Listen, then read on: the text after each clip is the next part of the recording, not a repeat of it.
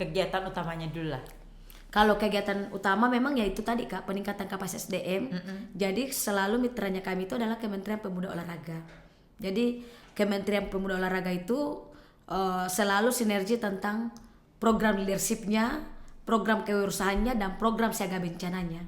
Ini dalam hal biasanya dilakukan dalam hal workshop kah atau dalam hal kombinasi dengan lapangan di lapangan atau Biasanya sih workshop. biasanya workshop Iya. ya. Jadi kayak seperti literasi gitu ya. 1-3 hari tergantung dari kita mendesain materinya seperti apa. Nanti ujungnya FGD, RTL. Itu kalau kayak gitu kan selama ini ketika kita bermitra dengan Kemenpora ya mereka serahkan ke kita teknis selanjutnya seperti apa. Nah selama ini memang setiap tahunnya ya mitra kami dari Kemenpora. Udah partneran lah. Udah partneran. Ya. Iya. Kalau ke sosialnya ke masyarakat apa biasa yang dilakukan?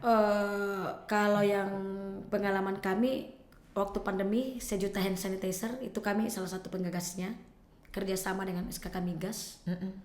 Jadi di saat orang lagi susah-susahnya masker, hand sanitizer kita bagi ke semua wilayah bukan hanya Jakarta. Lalu juga ya lewat Gemini kita memberikan mobil bantuan ke Wisma Atlet waktu itu. Tapi kerjasamanya dengan SKK Migas itu.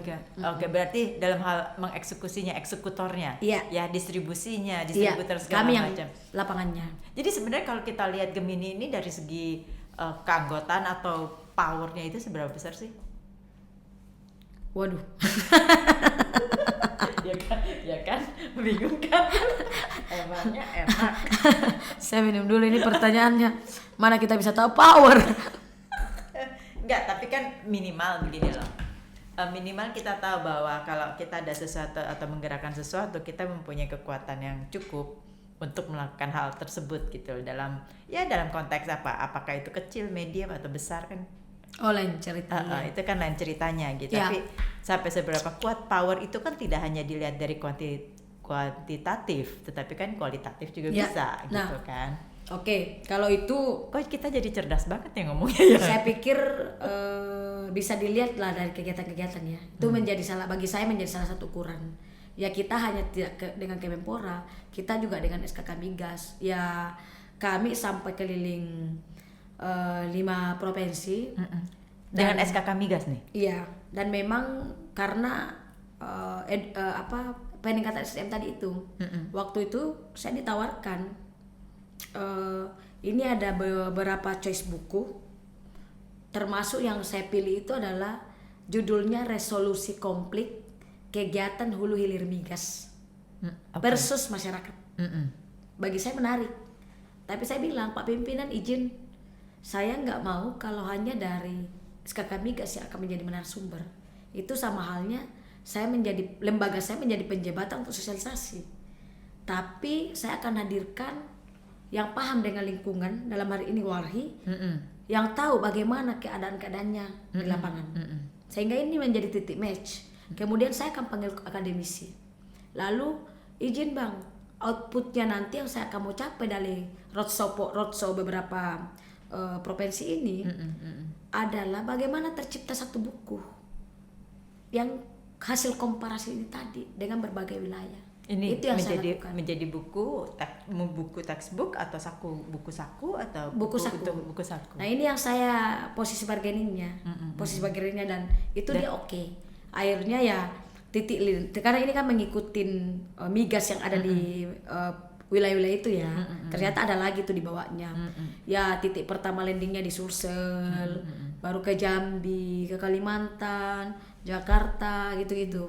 Itu yang masih teringat betul di pikiran saya. Nah, ini modal-modal ini semua lah kemudian yang membawa saya untuk bertarung di KOAT PBHMI. Apalagi kan ya kita sama-sama mengalami pandemi ya. Pandemi yang kita tahu bahwa hanya orang kaya yang bisa ketawa, tapi kita yang berjuang dari lapangan itu sangat setengah mati. Bahkan yang cowok-cowok itu banyak yang pulang ambil ransel, pulang ke kampungnya karena nggak siap menerima kondisi Jakarta. Kalau saya sih di Tetap saat di yang Jakarta. bersamaan tetap bertahan dan justru gerilya. Yang itu tadi Iya. 1 juta sanitizer. 1 juta hand sanitizer, dan juga saya di saat itu kreativitas saya muncul. Saya malah justru menurut saya kaya di saat itu. Karena ya Kayak dalam hal intelektual atau kayak dalam kantong? dua-duanya. Karena gini, saya selalu berpikir begini, Kak. Ini keadaan yang mesti kita terima. Mau teriak seperti apapun, itu nggak akan. Kecuali ada choice bahwa kita teriak bareng-bareng seluruh Indonesia akan berhenti, ayo. Artinya apa? Kita harus mencari solusi. Sehingga oke, yang bisa dilakukan, akhirnya di situ saya mendirikan namanya Warung Barokah. Tapi by rumah. Jualan Nasi bungkus gitu, Bukan. Makanan siap saji. siap saji. Ya, nah segmennya itu adalah makanan khas Sulsel, ikan palu mara, ikan bandeng tumis, dan itu kita spesialnya itu di ininya cabenya, cabenya. Iya cabenya. Jadi di situ kreativitas saya muncul. Alhasil ternyata ada program BNPB yang turun untuk mahasiswa Cipayung. Dan Siapa yang punya warung itu bisa dapat orderan 500 dos per minggu. pantesan kantongnya penuh. Jadi nggak cuma ininya aja. Dan itu saya lakukan.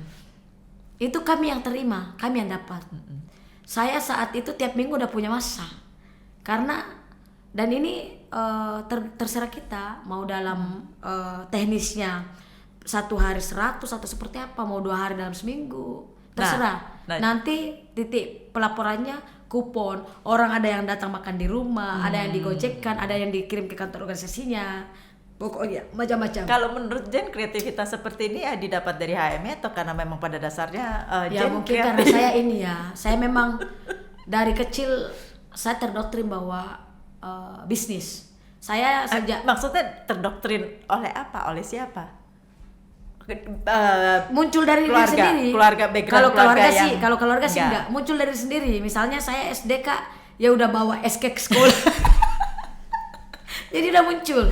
Terus di Makassar saat saya S1, saya ada langganan keripik di Sudiang namanya. Saya udah kerja sama dengan yang punya pabrik. Jadi nanti kegiatan BKMT.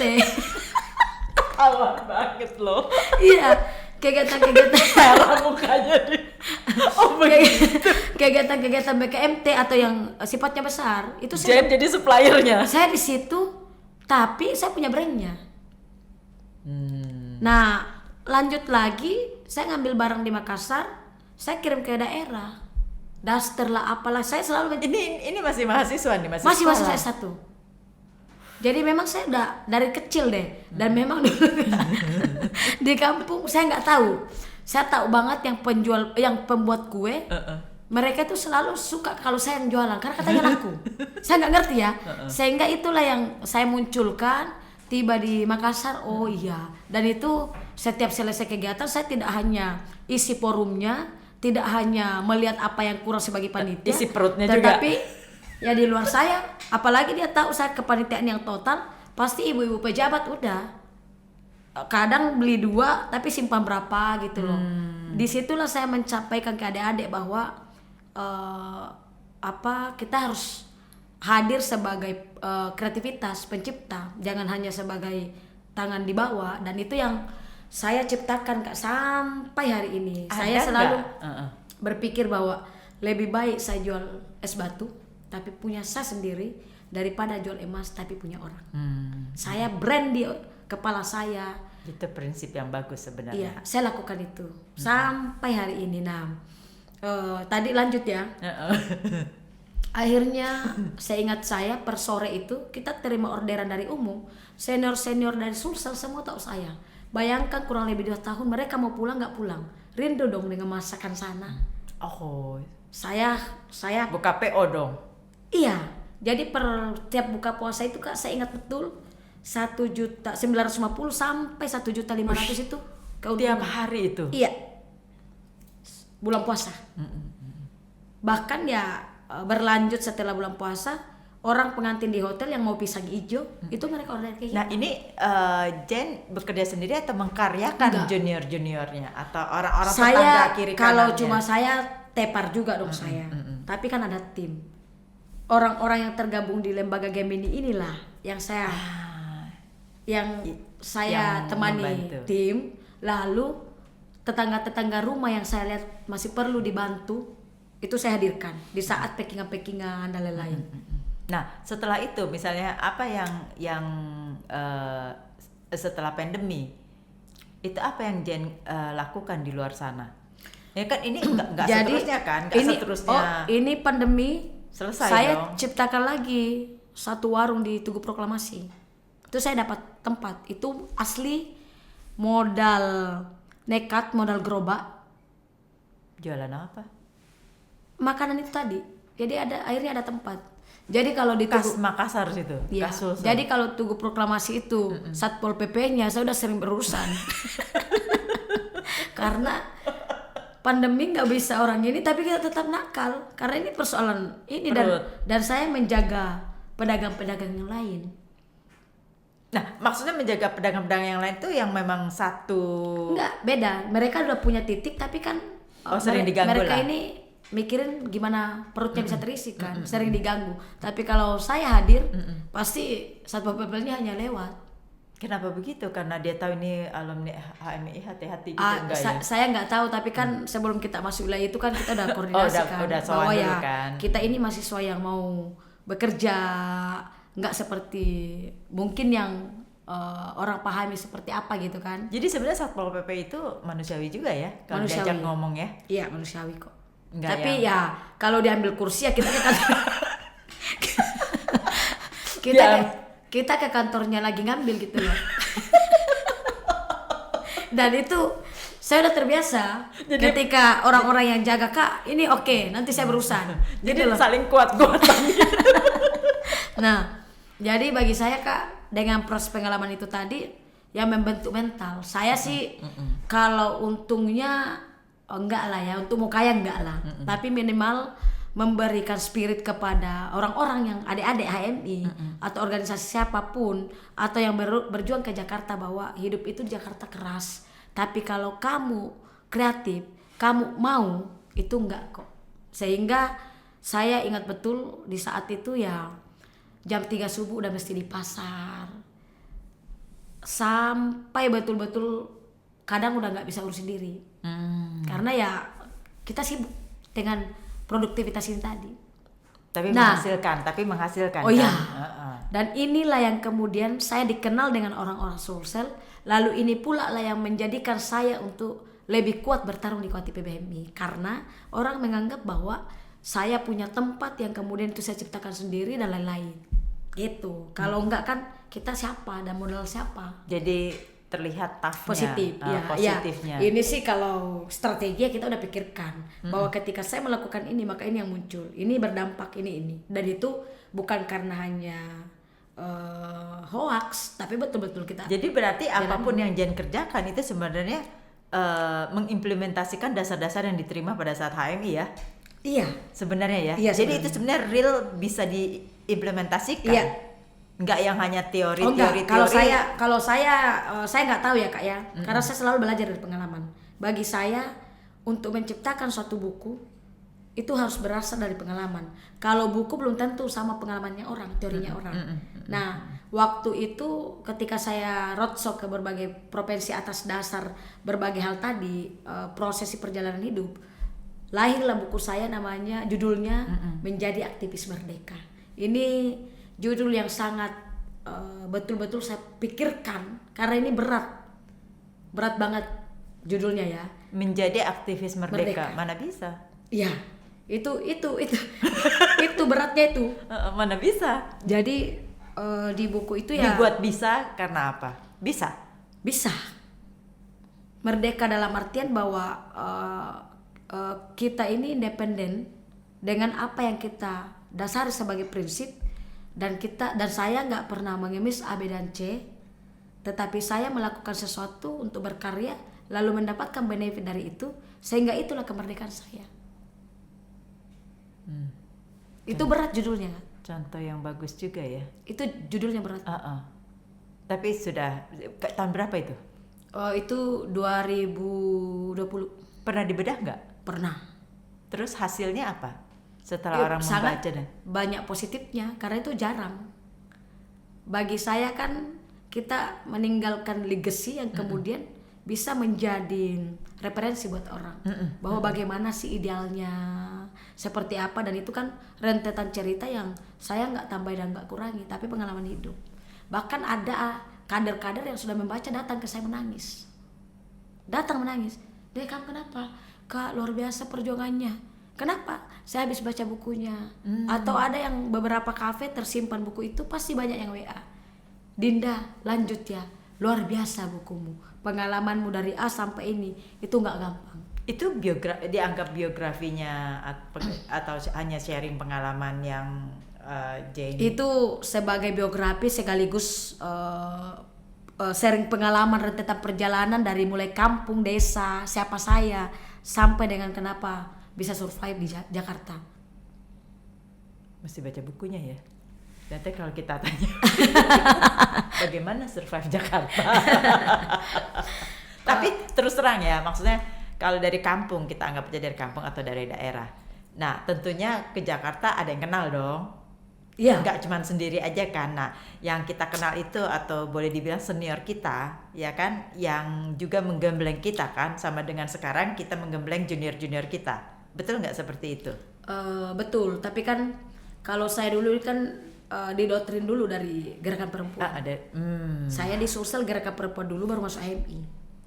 Oh gitu. Iya, karena senior-senior melihat potensi saya di gerakan perempuan, sehingga menyuruh saya untuk masuk ke HMI. Karena bagi senior-senior yang menggembleng saya untuk mesti ikut HMI, saya lah the real action daripada terjemahan HMI itu sendiri. Apa gerakan perempuan Sulsel? Saya di Sulsel ikut di Solidaritas Perempuan Anji Mamiri namanya, SP. Itu rumah pertama saya, digodok, berdinamika, dan itu langsung cross ke masyarakat. Itu kan NGO ya, non government organization. Betul-betul memang di sini kita digembleng untuk isi kepala. Apa kegiatan nyatanya? Sangat banyak. Pengadvokasian, training untuk akar rumput. Waktu itu saya di isu pesisir. Apa itu isu pesisir? Ya, memang ada dalam SP itu memang sudah ditentukan titik wilayah yang dianggap masuk kategori krusial, yang mesti kita datangi untuk diskusi kampung, bahkan live in, berbagi cerita, sehingga nanti dari situ ujung apa yang perlu diadvokasi di wilayah itu. Dan itu di situ betul-betul mengajarkan saya tentang the real life untuk masyarakat. Karena ya kita ke desa-desa, ke wilayah yang terpencil, 3T. Kadang nggak ada kompor, tapi pakai tungku, pakai kayu, sehingga oke. Nah, masih banyak itu. Masih ya, banyak. Kalau kita nggak membawa diri kita seperti mereka, kan pasti mereka malu. Sehingga ya begitu kita live in, tinggal bareng sama mereka, yaitu memang betul-betul kita membuka baju kita bahwa dari kita sama dengan mereka. Kita sama dengan mereka. Dan apa yang edukasi apa atau sharing apa yang dilakukan? Kita udah punya ini sendiri, silabusnya sendiri. Nah dari situ nanti akan tercipta outputnya untuk kita ini mesti advokasinya kemana, DPRK, DPRD kabupaten atau provinsi kah? Kalau mendengarkan perjalanan Jane yang seperti ini gitu ya, jadi mimpi besarnya Jane apa sebenarnya? Kalau mimpi sih nggak perlu di Presiden Republik Indonesia. Ketawa dia. Kalau saya Kak, sejauh perjalanan ini ngalir aja. Yang saya bawa dalam selama ini, bahwa bagaimana kita menjadi manusia yang bermanfaat. Apa yang kita punya, kalau masih bisa membantunya dengan pengetahuan, kita bantu dengan pengetahuan, dengan tenaga kita dengan tenaga. Tapi kan kalau dari basic yang dilakukan dari awal sampai akhir, nggak akhir lah, sampai sekarang saat ini gitu kan, tentu ada sesuatu yang ingin dilakukan gitu loh. Kalau bisa. Oh iya, mengapa tidak? Kalau gitu, kita ini merantau ini kan Kak, nggak selamanya pasti merantau. Kita punya keluarga, kita punya leluhur, kita punya nenek-nenek. Jadi bisa pulkam ya? Ya, selayaknya dengan kita merantau di Jakarta, apalagi saya dengan memilih suami di kabupaten, ya pasti udah otomatis pulang Pulang. kampung. Berarti kan kadang orang kalau sudah merantau dia lupa kampungnya. Pasti dong. Ya, Udah kebanyakan lah kalau boleh Iya, dibilang. iya. Nggak mau kembali dia ke sana. Jadi apa yang membuat, selain ada suaminya di kampung lah ya sama orang tua, tapi apa yang membuat Jane mau kembali ke kampung? Kan bisa aja ajak suaminya ke Jakarta. Iya, Atau keluarga ke Jakarta, ya nggak? ini konsep yang dibangun ini. Jadi kalau saya sih sederhana Kak, kita ini merantau ini untuk mencari pengalaman, jejaring, melihat apakah kita mampu survive atau tidak. Setelah kita kalkulasikan dalam lingkaran, ya kampung kita ini kan perlu diperhatikan. Dan saya pikir dari desa lah tercipta untuk Indonesia. Sehingga mau tidak mau itu tanggung jawab kita sebagai anak desa. Ketika kita udah punya teorinya banyak hal dan kita udah tahu subsidi-subsidinya. Apa yang membuat Jane yakin kalau nanti Jane pasti pulang kampung? Kalau Nggak ada yang garansi kan? Nggak ada yang kalau bisa garansi. pasti sih nggak mungkin ya itu. Iya. Kalau kata pasti itu kan ini banget Iya, lah ya. Tapi ya ini kan tadi mimpi. Karena salah satu kedua orang tua saya di sana, lalu suami saya di sana, indikator itu yang menuju ke sana. Tapi kan nggak pulang kampung dengan tangan kosong dong. Maksudnya gimana? Maksudnya tidak dengan pulang kampung. Oh iya. Oh iyalah. Karena ada orang tua. Jangankan kita dari Jakarta ke kampung lalu tiba-tiba menganggur, kan nggak mungkin. Iya. Dari Jadi apa Makassar. yang didapat dari Makassar kemudian ke Jakarta? Untuk ya kan dari Makassar kemudian ke Jakarta kan? Iya. Nah di Jakarta ini kan menggali semua pengalaman yang ada, betul nggak? Iya. Tentu ada satu tujuan yang Jane mau ambil yang bisa dipraktekkan atau yang bisa diterapkan di kampung kita atau di Makassar lah Iya, minimal iya. di Sulsel seperti itu. Ya kalau untuk ke situ sih kita nggak tahu ya. Tadi saya bilang bahwa ngalir aja. Bahwa pada dasarnya apa yang saya anggap bahwa pengalaman saya cocok untuk saya terapkan di kampung saya, itu yang akan saya memulai dulu. Saya akan memulai dulu dan saya kan hampir tiap bulan pulang. Saya selalu melihat kondisi apa yang mesti dikembangkan lagi di daerah saya, apa yang mesti saya ini, apa yang mesti saya ini. Saya tipikal orang yang berjalan kemanapun, ya itu tadi kali ya, karena Kreatif. pikirannya keripik lah, pikirannya daster lah, pikirannya es lilin lah, saya nggak bisa. Jadi oke, ini mesti masuk titik ini, mesti masuk titik ini. Saya selalu kayak gitu. Pada endingnya Tuhan membawa kita di ujung seperti apa, saya pikir itu udah takdir aja lah ya. Ya enggak juga, kan harus berusaha juga kan. Ya pasti. Tidak mengikuti takdir. Makanya saya bilang bahwa apa yang menjadi pengalaman saya di sini inline saya bisa lakukan di kampung, pasti itu yang saya akan terapkan dari pertama. Nah, kalau misalnya kita lihat antara kota dan kampung itu kan perbedaannya jauh kan? Banget. Ya dong. Susah. Nah, ada benang merah apa yang Jen yakin bahwa ini bisa diterapkan di kampung kita? Kembali ke kampung kita. Dari pengalaman yang di Jakarta yang Jen dapatkan. Saya pikir banyak ya Kak ya. Karena di kabupaten saya itu sangat produktif. Dalam artian kalau lihat data untuk Nrekang itu hijau sekali ininya, alamnya dan tanahnya subur sekali. Pertanian atau apa? Pertanian, peternakan.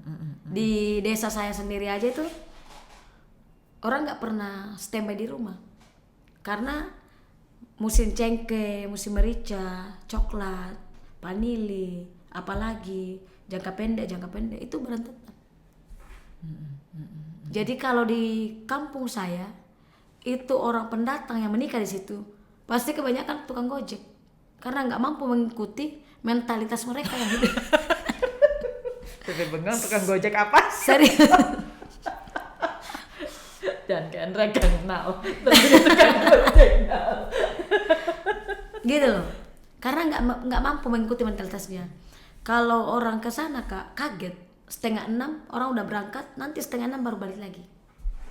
Ini balik kerja misalnya. Balik dari kebunnya.